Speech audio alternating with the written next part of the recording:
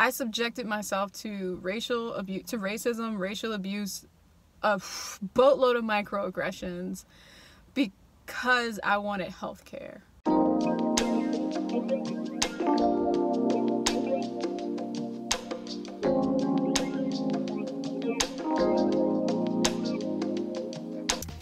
Hi guys, my name is Ava and this is my channel Ava Being, where you can catch me just being me. And today I have a little bit of a different video for you. I have a story time because I got a story, and this just happened right now. So it's a little raw. I'm still a little angry. I'm still a little disappointed, but I'm actually really just sad, right? Like, I am sad about this. And essentially, I just found out that my doctor is racist and that my entire doctor's office is racist. And what's crazy about it is that I'm more disappointed in myself than any sort of emotions that I feel towards them. I'm disappointed that I didn't just like get up and leave. But then in like the back of my mind, I was just like, oh man, I really need to get this physical, because if I don't get this physical now, it'll be like a year, maybe more, until I can get another physical, and a lot of doctors aren't taking. I was just rationalizing it in my head, and I'm still so angry that I didn't just get up and leave. Like, I subjected myself to racism, racial abuse, a boatload of microaggressions because I wanted health care. And I hate that happened. I know I'm laughing, but this is how I cope with things. But anyways, let me start from the top. So my appointment was at 9:45. It is currently 11:44. So this whole appointment took 2 hours long. My physical took 2 hours long. So anyway, I roll up into the office. First of all, there's like 7 people in there. I thought that they were trying to reduce the amount of patients in the waiting room, but they were just like, nah, y'all all gonna be up in here. So I roll up into the office. They're having a whole conversation, not work related, not at all. Just like, oh yeah, then we went to the Cape, and then we went to the coast, and then we did all this, and we saw the fall foliage. And I'm just like, okay, all right. And then finally they're like, how may I help you? And at first I was like, ooh, that's like the first sign, right? Like, oh snap, how may you help me? But then I go up there and I'm like, oh hey, I have a physical, I have an appointment. And they're like, all right, do all this other stuff, da da da da da. They made me say my whole address out loud, and I was like, I didn't want to say it, but I did. And then actually when I sat down, I realized that they didn't do that for other people. They were like, do you still live? And they would say like a general area, but they were like, no, you're gonna say your whole address out loud. And I was like, but that's just a minor thing anyway, right? They do the whole COVID screening, and they're like, all right, you're checked in, you can sit down. So I sat down. Sat down, like, you know, at 15 minutes, maybe I'll wait. You know how when you see everybody get up and go, like, oh, hey, Ann, the doctor's ready for you. Oh, hey, Joe, the doctor's ready for you. And I'm like, all right, Ann and Joe, they were here before me. You know, they could go. And then, like, people who came in after me started going in before me. And I'm just sitting here like, all right, maybe they're in a different doctor. All right, I'm going to wait. I waited 40 minutes. And I know maybe I probably shouldn't have waited that long. I was angry texting the whole time, like, da, da, da, da, da, da. But I also don't like confrontation. So I was just like, should I go up? And I kept telling myself, I'll wait 5 more minutes. I'll wait 5 more minutes. Until there was a girl who came in like 5 minutes ago, and she immediately got in. And I think that was my breaking point. Never mind. There was a lady who came in while I was waiting, who was just coughing everywhere. And then she was like, oh my goodness. My asthma is just acting up. I was like, girl, I ain't new to this. We ain't new to this. You know you ain't supposed to cough in public no more. 1 cough, sure. 2 coughs, I'll let it slide. If you cough more than twice, but like, so I was dealing with all these old, and I don't want to be ageist, but you know, old people move slow, they cough a lot sometimes, and I'm just like, another one. Anyways, this one lady was just extra. Like, she got in the seat and she was like, like, just everything she did. But I digress, right? She was just one person that was ticking me off. But anyway, I go up to the office, or I go up to the desk, and I'm just like, hey, it's been like 45 minutes. Actually, was it 44? It might have been 50, actually. It might have been closer to 50. And I'm just like, is there a problem? And you know, whenever any black woman shows any ounce of emotion, people automatically just get afraid, right? Somebody could have just punched me in my face, but if I react to it, then they're like, oh my goodness, she's angry, guys. She might get out of hand. Like, you know, the whole angry black woman stereotype. Even if you're justifiably or rightfully angry, people will still try to control your emotions or regulate your emotions. Anyway, I go up and I'm just like, it's been like 50 minutes. Is there a problem? And then she's like, she's checking. She's like, you didn't check in. And I'm like, yes, I did. And she was like, well, where did you check in? And I'm like, if I didn't check in with you, there's only one other person who checks people in. Where you think I checked in at, right? And I'm like, I checked in with her. And I was like, you can ask her. I filled out the COVID questionnaire. I gave you my insurance. I confirmed all of my details. And she said I was checked in. And then she was like, oh, okay, let me go back and let me check. And so she goes back. 10 minutes. 10 more minutes. I'm waiting. And I should have just walked out then. Like, I know I should have just walked out then, but I kept rationalizing. Like, oh, I need a physical. Da-da-da-da-da-da. And so she comes back out. And she was like, okay, they'll see you soon. And so then a nursing assistant comes in. She doesn't say Ava. I mean, she doesn't even say hi. She's just like, Ava? And I'm like, yeah. And she's like, follow me. I'm like, oh, that's how we greet people who've been waiting here for 50 minutes? Oh, okay, follow.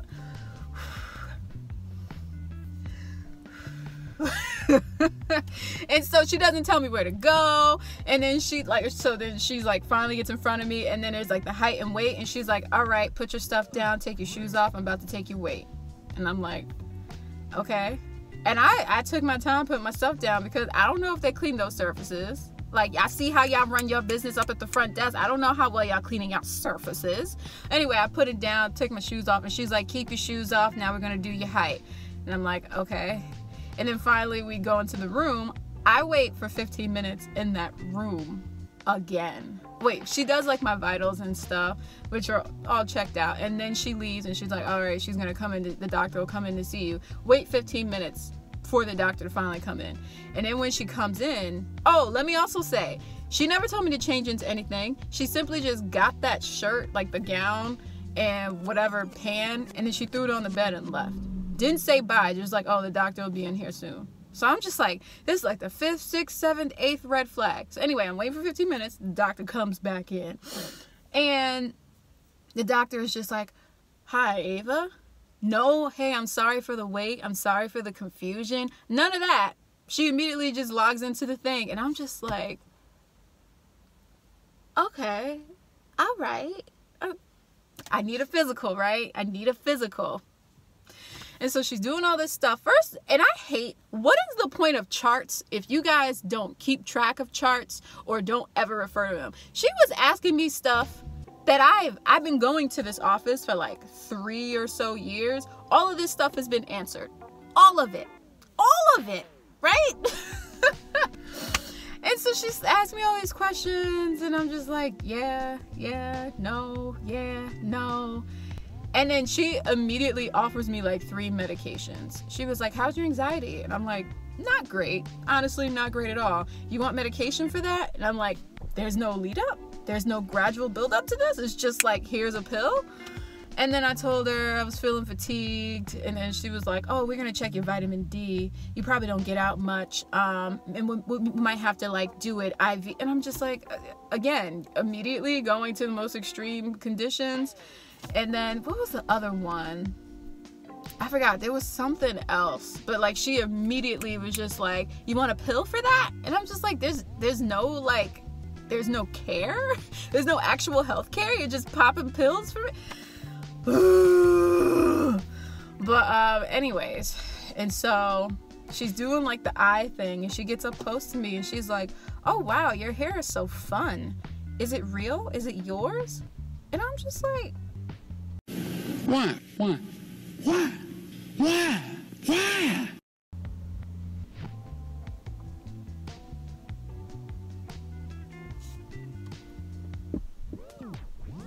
If there was a book of microaggressions against black women, that would be like in the first chapter. Okay? First chapter. Like, oh wow, I like her hair. Let me question if it's yours. If Sally Sue like was sitting in your seat, would you be like, wow, Sally Sue, your hair is so beautiful, it's long and blonde? You would never question if it's hers. Ever. But I'm sitting up in here and you're like, is it yours? Why do you feel comfortable enough to say that to me? And then she's like, oh, you're married. And I'm like,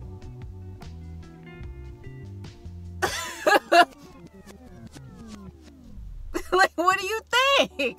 And it's also in my chart. But she said it like she was surprised. And then she was like, oh, you're in grad school. Are you still in grad school? And I'm like,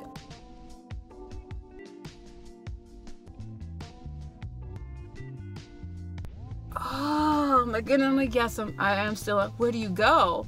And I tell her where I go. And she's like, oh, well, what do you study? And I tell her what I study. And then she was like, okay, so what are you doing now? Like she's trying to fact check me. Like, oh, let's see if she's really in grad school. Then I tell her what my dissertation, what like my research is going to be about or is about. And she's like, wow, that sounds difficult, doesn't it?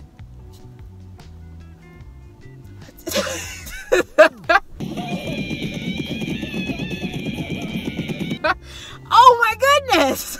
Like, I can't. And I'm so mad at myself for staying. Like, I really am.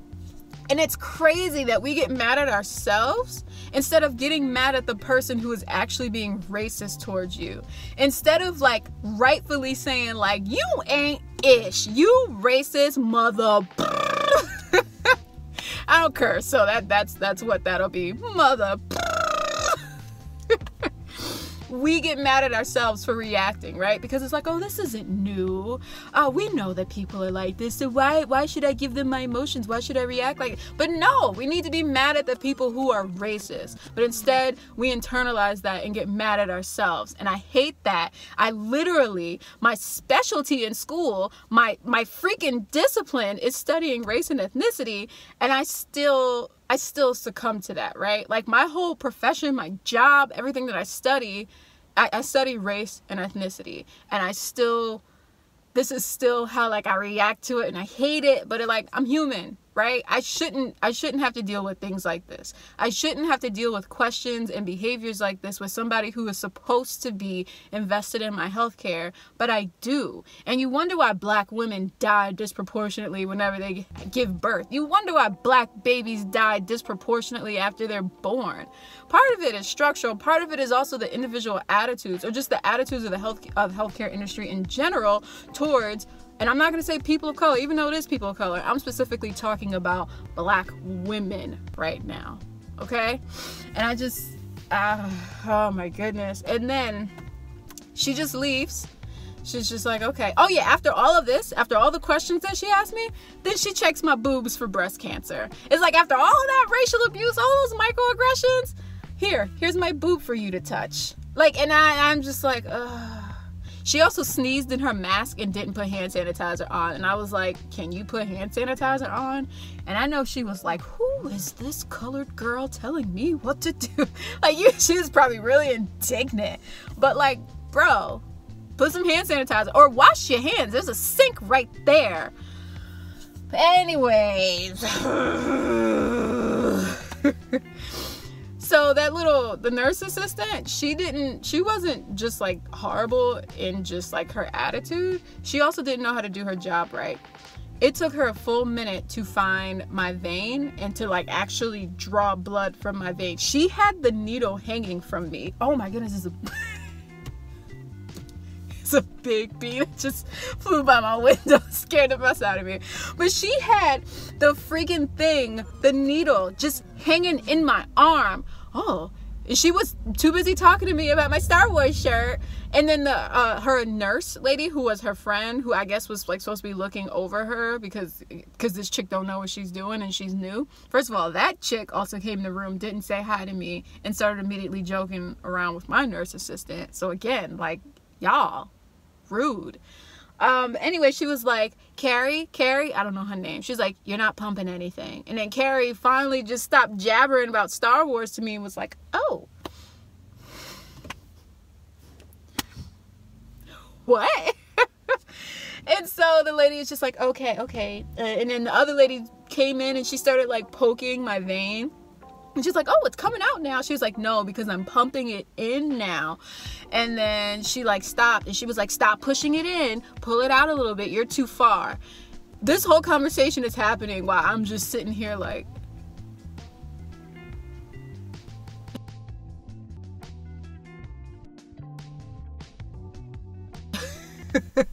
And I'm just like, so you're telling me that you're sticking a pointy needle into my arm and you're going too far?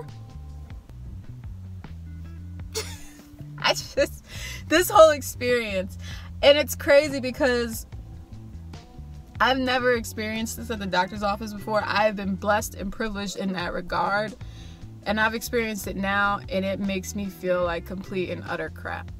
It really does. I feel like crap right now, and I shouldn't be the person who feels like crap. The racist people at the doctor's office should be the people who feel like crap. But I am left dealing with this, and I freaking hate it, because now they're like taking my blood and stuff, and I'm wondering, like, you put the least experienced nursing assistant on me. I don't even trust any tests that they run. I don't test that even if something did come up that was serious, that they would tell me and that they would handle it appropriately. I have skepticism for anything and everything that they'll tell me now from this point on, and I'm never going back to them again. I'm never going back. I'm going to find another doctor, but there's always that fear that like, oh, your next doctor is going to be just as bad as them. And I freaking hate it. I hate that I went through that experience. I hate that that is something that we, black people, other people of color, have to think about when you engage and interact with someone who should be there for your best interests. I freaking hate it. And it's not right. But I'm gonna go home. I just had to get this out. This is like, it just happened, and I'm still feeling a sort of way in a big way. But I'm gonna end this video here, all right? So I'm Ava, and I'm gonna continue being Ava. And I hope that you continue being you.